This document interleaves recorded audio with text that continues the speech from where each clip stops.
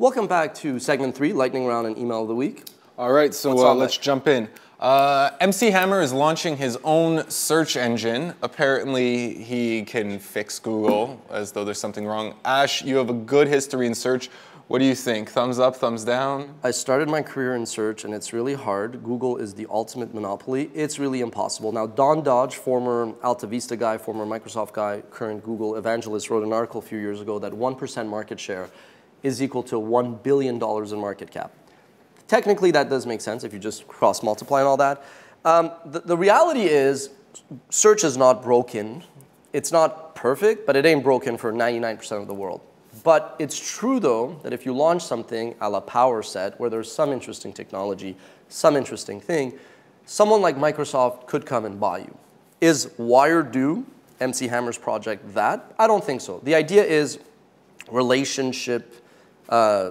Deep keyword relationships, I believe the term is. You know what? The PR is useless. It ultimately boils down to, are the results good? And then does it take off? Remember cool, whatever? Former Googlers themselves launched a search engine, became a media darling in the tech blogosphere overnight. Before it launched? Yeah, before it even launched, and then nothing. Yeah, so I think it doesn't matter. It's really about, are the results good that make you go, and then does it take off? The thing with Google is a lot of it came through distribution deals where they also bundled AdSense and AdWords, so they had the monetization and the great technology. So even if Wiredo, Doodoo, Crapadoo, Crapster, whatever comes around and it's a good search engine, it might not really take off because publishers with the audience and the eyeballs who are doing the search queries are going to say, well, why are we going to replace Google on our site, which is also generating revenue for us? That's the challenge. It's not just, we built a search product, HipMojo.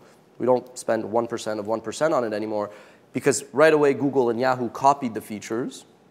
You could search for HipMojo to find out what it was all about. The point is, it didn't matter. Even if it kicked ass, and some of the social customization features were ahead of its time, we were never going to be able to monetize the audience. The big guys already have the usership, and it takes them weeks to clone the features and functions. Next up, why do most social media departments fail? All right, so Tamar Weinberg wrote this great article on this week, and it's like 1,500, 2,000 words. It's a super monster article. It's an Ashcan-like article. Pretty much. But it was... She made a lot of good points, and it mostly comes down to setting SMART goals. And she's using that SMART acronym, and it's specifically goals that are specific, measurable, attainable, realistic, and timely.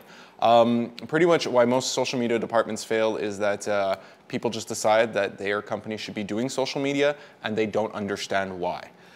Whether they hire the best consultant in the world, that consultant isn't as intimately familiar with their high-level business goals as they are, or if they try to build a team and train them internally, there just isn't that commitment to it because they don't know what they're doing. They want to be on Facebook, they want to be on Twitter, but they don't know what they want to get out of Facebook and Twitter aside from more money. Okay, just a follow-up question and then we'll move to the next question.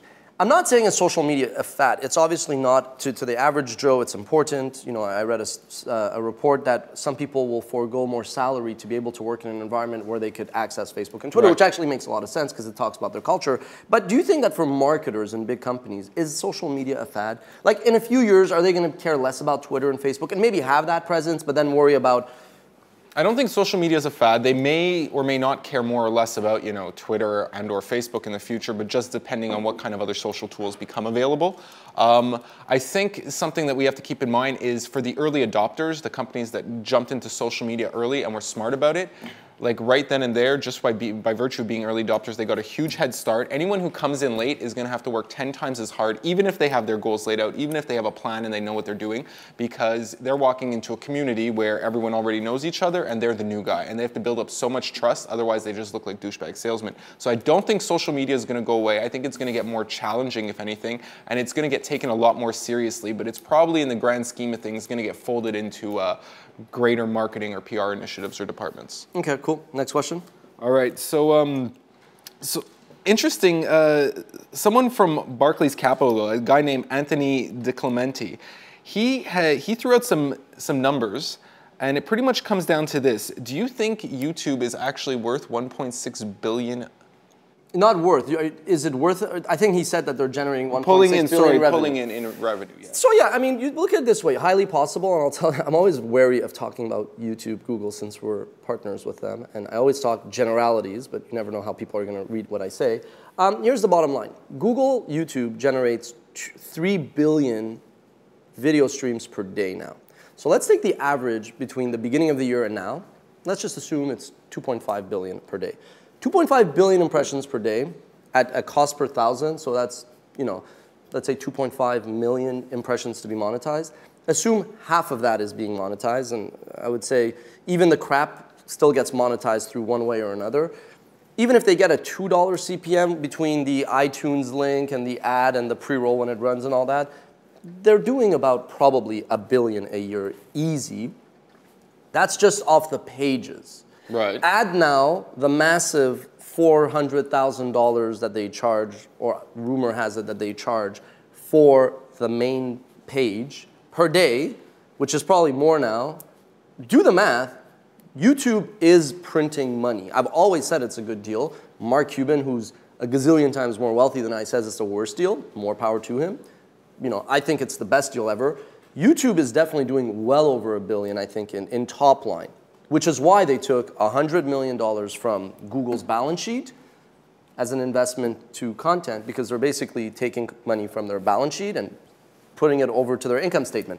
So yeah, it's totally possible that I think 1.6 might be a bit aggressive, but it's not actually outrageous. Now, what is crazy is that all of online video this year was supposed to do 2 billion.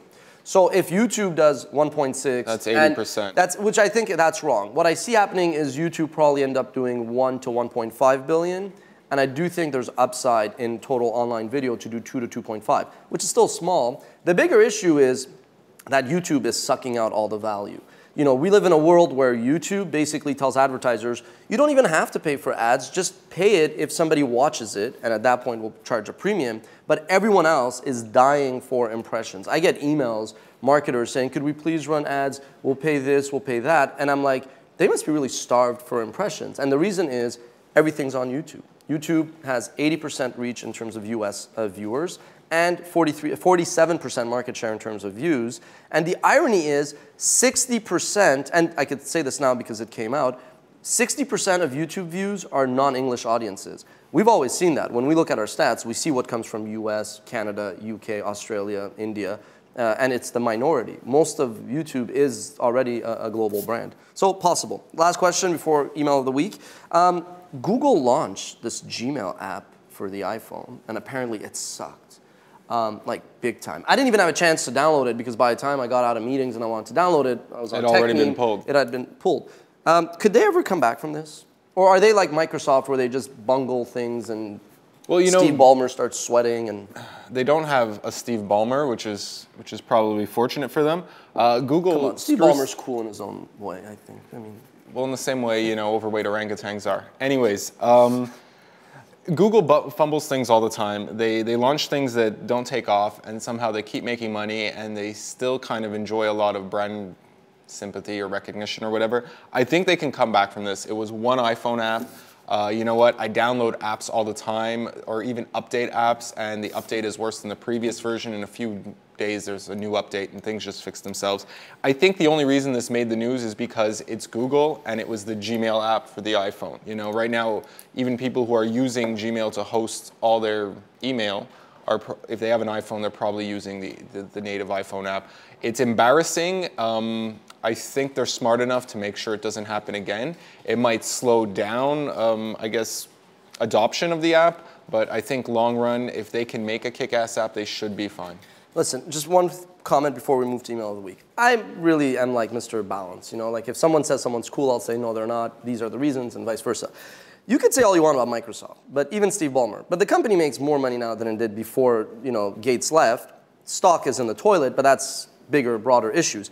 But speaking of just specifically, you mentioned, I think the reason why Google launched the Gmail app or rushed into it is because apparently Hotmail is adding 100,000 users each day because of the iPhone app that they have, which is interesting, you know, because we were talking about Hotmail, world's #1 web-based. Yeah, and so they're apparently doing pretty well. All right, email of the week.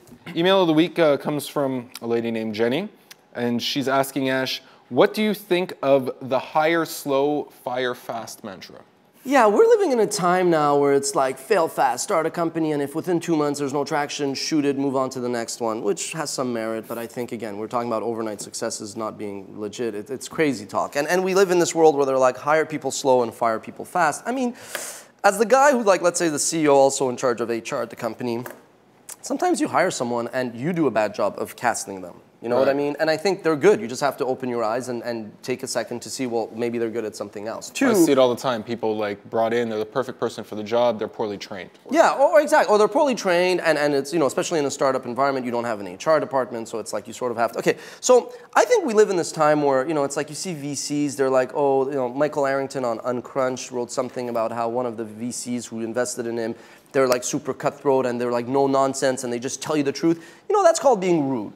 You know, it's like people, what happened to diplomacy? What happened to tact? So we just live in a world where I've always said it, I love VCs, nothing wrong with VCs, where VCs are basically training entrepreneurs straight into the gutter to become these sort of like, you know, hire slow, fire fast. I think the idea is, yeah, sure, take your time when you hire, make sure you get the right person, but if something's not working out, unless you hired a donkey, there's a good chance you should look in the mirror. There's a good chance you probably didn't do something right.